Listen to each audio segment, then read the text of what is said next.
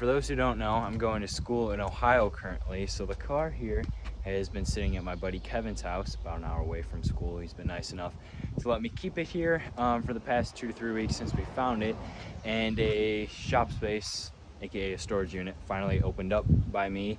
So I moved all my tools and stuff from my dorm to there, and now today we are going to move the car, hopefully, with any luck here, as long as it'll roll. So I got some rollers here off an old trailer, same bolt pattern, those should fit, and then my spares, which my dad is bringing from home from the Duster, are same big bolt pattern as well. So hopefully that'll make life a lot easier getting up on the trailer. Then we got about an hour drive to drop it off, and yeah, pretty excited. Been looking forward to this for, well, ever since I got the car.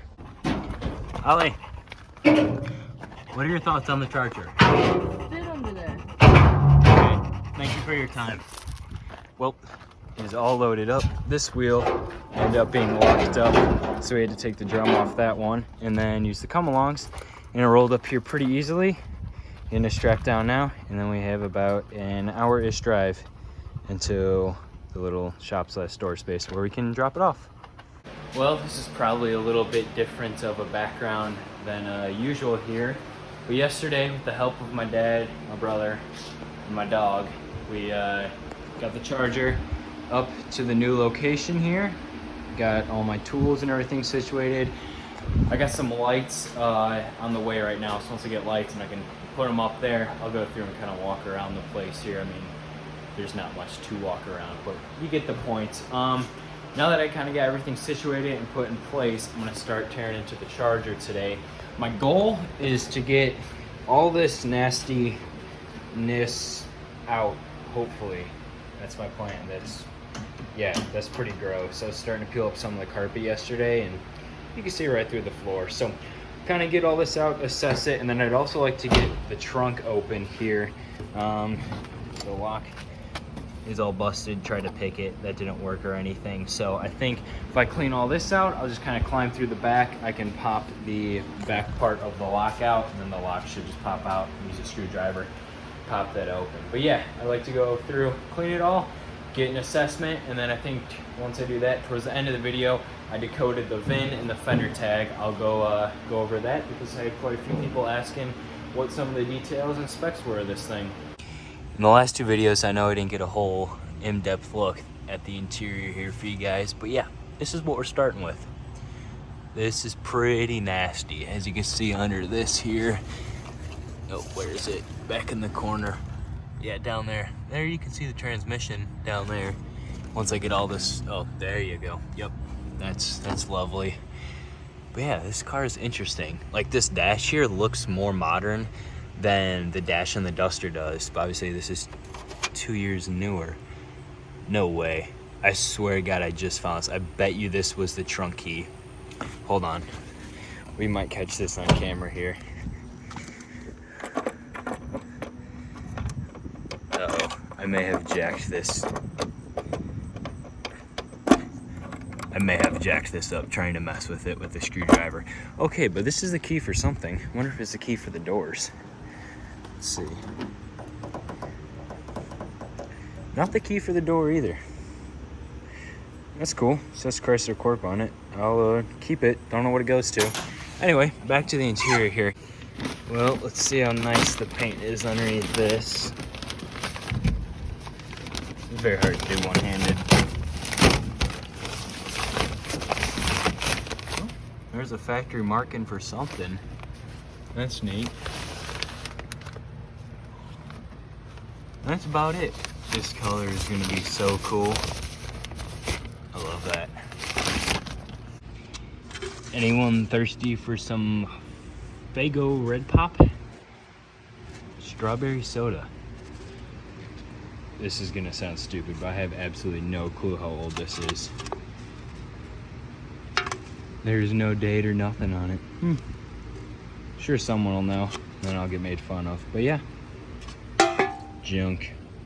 I got mostly everything in the back here and behind the seats all torn out. Got the rest of what was left of the headliner out. Now my next plan is to take the seats out, then I can rip the rest of the carpet out. Don't look at that yet. and possibly take the center console out. I figured out what that key was for too, by the way, for center console lock. Of course, now it won't open. There we go. But yeah, nothing. Ooh, maybe if we spray some of this on the old engine there, should start it right up. But yeah, this is a lot of stuff, and I really need to get the trunk open because I need to be able to store some of the stuff I'm taking out, i.e. seats and the rest of the junk I got going on right here. Because what I've been doing is, this is a pile of stuff that I want to keep, or I think I should keep even if I'm not going to use it, because who knows if I'll ever be able to find some of it again or how much they'll want for it. And then I got to figure out what I'm going to do with the seats here. So yeah, lots to figure out, but next plan, get these front seats and console out. I get everything out of the interior that I can get right now. The last thing I got to get is the center console, but two of the bolts are stripped, so I'll have to cut those later. And then I got to figure out either if I can borrow a shop vac, or I might just go buy one, but I've already bought a lot of stuff for this week, so I don't know, might wait off on that. But yeah, I got to vacuum all this out. The floor is, well, I think like we said in a previous video, it exists. This is, I'm assuming, is all from the heater core down there. I mean, the seat braces are pretty shot. The only thing that's like back behind the seats that is rusted is this hole right here and a couple spots by that wheel well. This side is, yeah, you can see pretty much everything, including the ground over there. So it's pretty toast. And then if you go underneath, it unfortunately just doesn't stop. You can see the whole torsion bar cross member and front frame rails are pretty toast. On the other side, it looks just like the same thing, except for I'd say maybe up to here is all gone as well. This rocker is at least here. It's in a lot better shape than the other side, so that's a good start. I don't know. I'll kind of go more in depth of what the plan is for this car when the time comes, but I figured I'd just show kind of what it looks like, what we're starting with, and now that everything's out of it, you can at least get a clearer look. That was fun, but I got the plate thing, like the clip I guess that goes on the back of this, out from the inside of the trunk. This was a challenge to get out as well, and now we will find out if this works. I felt like that turned something. Oh, there we have it. Okay, that was underwhelming. The paint on the underside of this, if I can get a flashlight on it, can't really see it any better here, but that is probably the nicest paint on the entire car. It really shows you how cool this color is. I dig it. Not a whole lot of trunk space, honestly. It's kind of surprising for as big of a car as it is. Ugh. I'm gonna assume that's like the factory, not gonna touch that socket. Gonna assume that's the factory like floor trunk liner or floor mat or something. That we don't need to pay attention to that. Let's see, when was this from? Expired in '83. That's when the owner said he parked this thing. I don't know why the license plate is in the trunk. Actually, maybe it was on the car, and then when he parked it, he just tossed it in the trunk or something. Who knows? That's cool. All right, time to rip all this out and see what is actually left of the floor. So I knew the trunk was rough.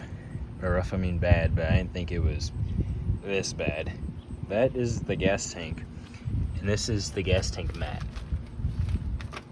The trunk floor does not exist in this area, and I don't know what the heck happened here, but if you look at that from the side, I'm pretty sure this quarter got hit at some point in its life, because you can see someone tried to do something there, and then you can see all this Bondo on here. I mean, look how thick that Bondo is right there. So something happened to this quarter at one point. Now I don't know if this floor here got all buckled because of that. Maybe it got hit in the back or the side somehow, or maybe that's just how it rusted over time. Who knows? And then there's the rear shackle right there. So the rear frame rails kind of exist. I mean, you can see portions of one right there. See what it looks like underneath. Yeah, it's pretty Swiss cheese. This just so happened to fall right there, but I mean, like, you kind of see anything past this hole right here forward it's decent. Not the greatest, but it's decent. It's strange to me how the entire floor here rusted out, but then the gas tank is like mint. Obviously it's got surface rust, but I don't see a single hole in it anywhere. See what this side looks like over here. This side is, I'm gonna say worse, as the frame rail is quite literally split right there. Yeah. All that up there, no bueno. But still, hey, gas tank. Wonder what it looks like on the inside. Seeing a bunch of comments on the last two videos, a bunch of people had questions on the fender tag here, the VIN, and all the specs for this car. So I went through, broke it all down, got a whole 2 pages here of all the specs. I'm gonna go through, kind of walk everyone through it, and show you kind of some of the cool options this car's got. I guess you can go ahead and pause it right here if you want to see everything at once, but I'm just gonna kind of walk through top to bottom here. I know this now is not EHD, it's END, so ignore that. I think that was the only thing, yeah, I couldn't read. So I guess M31 body belt molding. I'm assuming there was some sort of rubber molding or stripe or chrome piece or something that went across maybe the bottom lower door, the rocker or something. Obviously that's long gone. Actually, you know what I just realized is it's probably these pieces right here. I didn't even think about that till now, so someone will probably tell me I'm wrong, but that might be what it is. Let's see, 2-watt AM radio, ooh, fancy. Black vinyl roof, which is obviously now long gone, but it left us with this cool patina here, so I'll take it. What else we got here? Power brakes, you can see those right there. Console, which is a little interesting, that's cooler than on the column, and then buckets, obviously. Left-hand remote mirror. I almost went to the other side, but yeah, obviously the mirror's here, and I'm assuming the remote part means, there we go. I'm assuming it means this little knob right here, which sort of kind of turns it. I don't know, this whole window mechanism with the door and everything is jacked up. I can't even get it to roll down here, even after it's soaked with PB Blaster for the past few days. Then we got the drip rail molding here, which obviously that's that, ooh, wow, fancy. And then FK5, which is a absolute beautiful color. I never knew that was the actual name of it, was FK5, dark burnt orange. I mean, this color is probably most recognizable from the Chrysler turbine cars. If I'm not mistaken, it's the same color, but they went under a different name. If not, it's a very close color. Again, I could be wrong. That's just what I saw online the past few days after I was looking all this stuff up here and kind of what I know. And then we got the dark burnt orange bucket seats, which that is actually kind of a cool thing. I do like, well, obviously the interior is gone, but you guys saw it. The interior was all orange, and some of the spots that weren't all ripped up or torn up or sun faded were actually a really nice orange. I mean, you can see what's left of it here, but that's kind of cool. It was an orange on orange car. I normally don't like cars if they don't have a black interior, but that's just, I don't know, it's kind of cheesy, but I'm sure it looked friggin' sweet when it was, you know, all fresh and new and whatnot. So, see what else we got here. Production date was September 5th of 25th of 69. So technically it's a 69 Charger. I'm never gonna say that again, but yeah, it's not. Okay, continuing on. Let's see, 011816 is a vehicle order number. We got E61, which is a 383 with a 2-barrel, which is interesting. You'd think a big block would have a 4-barrel, but nope, that's 2-barrel. D32 727, I'm assuming that was standard for big blocks here. XP29 Charger 500, which in 70 Charger 500 meant nothing cool other than just a trim package. I don't know exactly what the 500 means for the trim package. Obviously in 69 it was one they used in NASCAR and it was a lot cooler, but yeah, in 70 that's just kind of, I don't know if it's what they just called all Chargers or if it was a specific trim package, maybe for literally all this trim that they had here and the color and special stuff. So who knows? What else we got here? It was made in the St. Louis production plant, and it was a 31,678th car built at that production plant. So the VIN, I mean, just kind of tells us all that stuff, but not as cool 2-door Charger hardtop premium 3.3, 290 whopping horsepower. Believe it or not, that's about 100 more than the Duster's original slant had, which is kind of crazy and funny to think about. Yeah, that's pretty much it. That's kind of a walkthrough.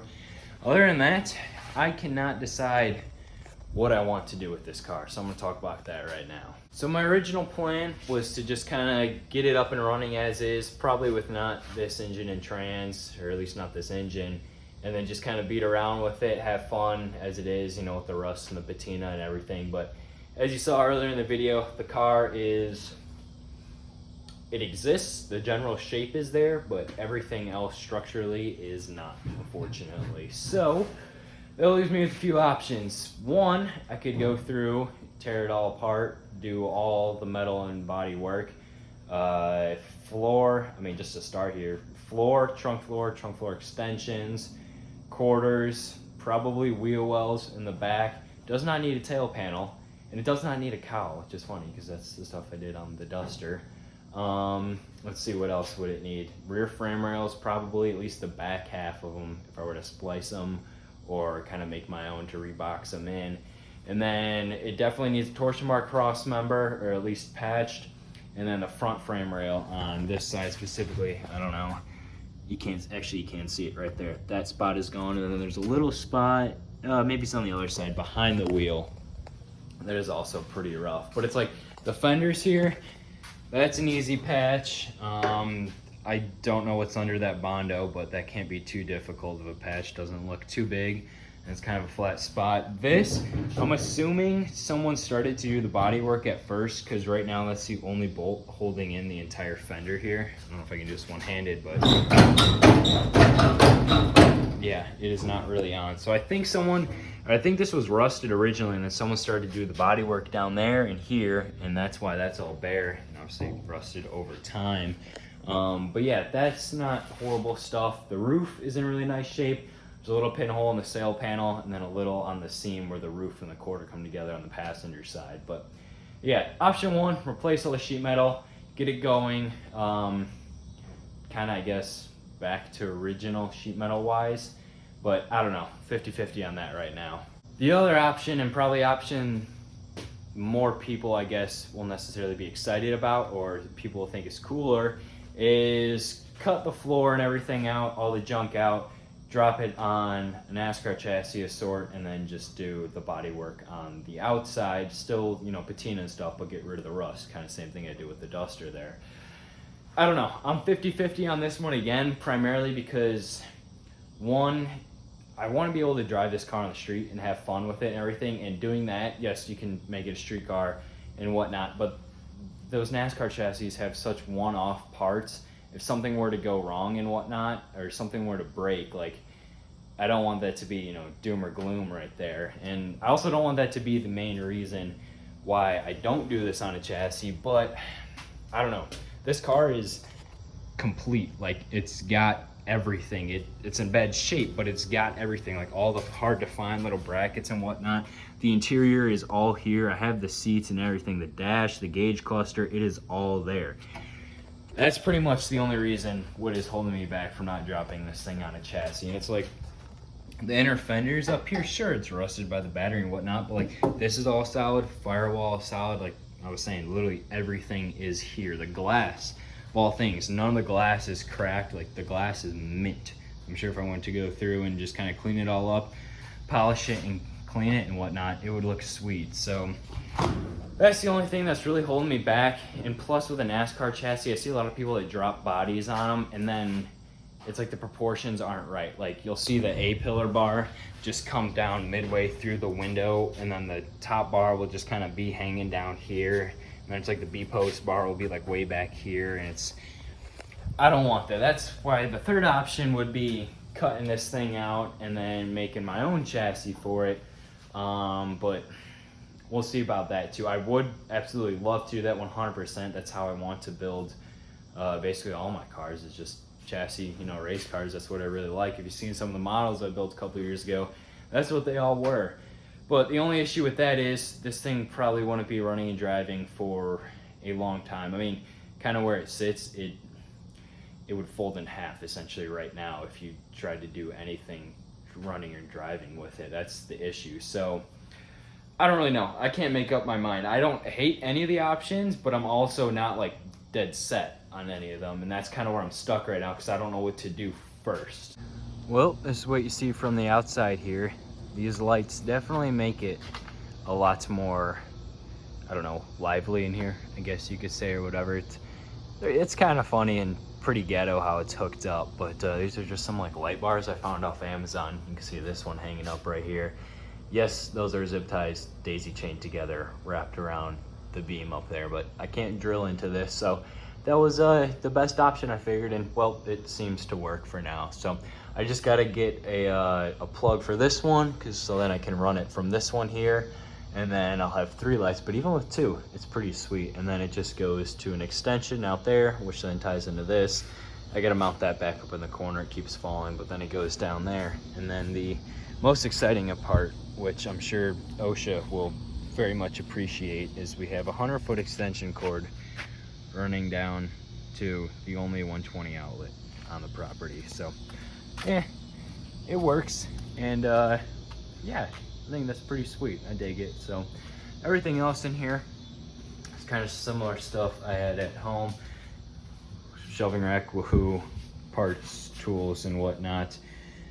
Workbench, I need to find a way where I can mount my vise somehow. I might make a little stand for it, or might like plate both sides of this, but I still don't even think this would be strong enough for a vise. I don't have a use for it yet, but I'm sure I will have a use for that, so I'll need it at some point. Workbenches and everything, the whiteboard of doom with duster stuff I want to do, very small list of charger stuff, and then some decor. So yeah, that's it. Very small, simple, minimalistic, which works for me. I'm just happy to have this car finally by me now and have something to work on, because I was going insane not being able to work or build anything necessarily. So after work in class every day, this is where I am, in this little 10x20 storage unit. But we're gonna make a lot happen in here, I hope. So we'll see how long it lasts and everything, and see how much I can get knocked out. But I'm just freaking stoked